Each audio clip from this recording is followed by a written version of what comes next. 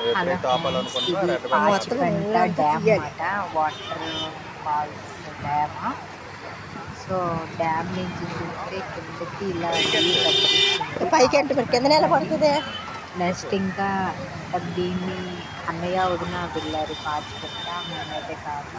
నాకు ఈ dam video నచ్చి నేను ఈ వీడియో వాళ్ళ దగ్గర నుంచి అడగడం ఫ్రెండ్స్ మీకు కూడా నచ్చితే లైక్ అండ్ షేర్ సబ్స్క్రైబ్ చేయండి ప్లీజ్. నా ఛానల్ సపోర్ట్ చేయండి.